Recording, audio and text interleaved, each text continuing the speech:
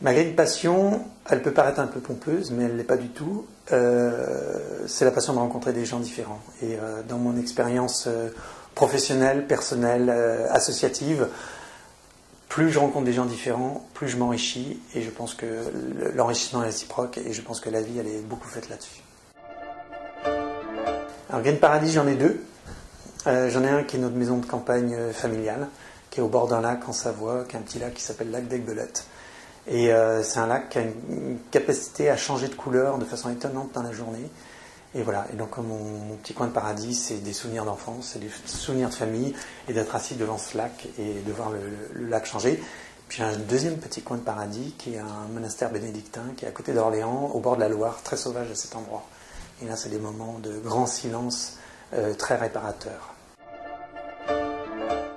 Pour moi, il n'y a pas de beauté sans beauté intérieure, donc vraiment, peut-être que ça paraît démagogique, mais je crois vraiment à la beauté intérieure, à la beauté globale, et je pense qu'on rayonne d'abord de sa beauté intérieure. Donc voilà, ma beauté, mon secret de beauté, c'est d'abord d'être bien avec soi-même, bien avec les autres, et évidemment de prendre soin de soi, et le prendre soin de soi passe aussi par sa peau. Ben là, c'est dégueulasse, mais c'est la vie. Hein. J'ai fait une marque pour les hommes qui me ressemblent, donc pour moi. Donc mon secret de beauté cosmétique, c'est quand même 66 degrés 30. Alors, j'ai fait du piano quand j'étais petit, donc mes repères de musique sont classiques. Donc voilà, je vais vous donner trois morceaux de musique que j'aime beaucoup. Le premier, c'est le troisième concerto de Rachmaninoff avec Martha Argerich. Et alors là, c'est un moment de bonheur. Je mets ça le soir, la nuit. Ça dure 13 minutes. Et alors, vous avez ce jeu entre le piano et l'orchestre. Alors, il y a des moments où les deux jouent ensemble. Il y a des moments très mélodieux où le piano est très sol, l'orchestre très sol. Et puis, il y a des moments de joute musicale, de conflit, de combat entre le piano qui reprend le dessus sur l'orchestre. Et c'est assez fantastique. Et quand je me mets dans l'ombre et que j'écoute ça, je trouve ça fantastique. Le deuxième morceau, c'est très différent, c'est Antonio Caldara, c'est Marie-Madeleine au pied de la croix de Jésus.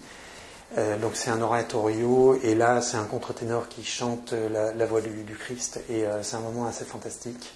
Et puis troisième chose qui est un peu plus classique, c'est les suites pour violoncelle de Bach. Donc c'est très très épuré, et donc quand on met ça le soir aussi, c'est un vrai moment de bonheur. Green Gourmandise, en fait, c'est un tout. C'est-à-dire que je suis très gourmand, mais pas plus que ça. Mes moments de gourmandise, c'est quand en fait j'ai fait mes courses, j'ai acheté mes fruits et mes légumes, quand j'ai préparé le plat moi-même, et quand je le sers à des amis. Voilà, donc c'est un tout. Voilà. J'ai deux tentations un peu extrêmes. La première, mon rêve, ce serait de rendre le bio, mais le vrai bio, puis surtout l'esprit du bio, accessible au plus grand nombre. Donc mon rêve, c'est que mes produits soient toujours meilleurs, toujours moins chers, pour que le plus grand nombre puisse avoir accès à quand même quelque chose qui est quand même merveilleux, qui est cet équilibre naturel et cet équilibre de vie qu'on recherche nous, mais peut-être qu'on a aussi les moyens intellectuels, culturels et financiers de vivre ça. Il y a beaucoup de personnes qui n'ont pas accès à ça, et mon rêve, c'est de faire en sorte que le plus grand nombre ait accès à ça. Voilà, donc je vais me limiter à ça. Alors, depuis 2 ans que maintenant je travaille de chez moi, j'ai fait une révolution chez moi, c'est que j'ai mis des fleurs sur mes fenêtres. Et mes plantes qui crevaient tout le temps jusqu'à maintenant, elles ne crèvent plus. Donc c'est déjà une grande victoire pour moi. Et mon étape suivante, j'espère la mener à bien, c'est de faire mon compost. Avec voilà, ce que je consomme quotidiennement.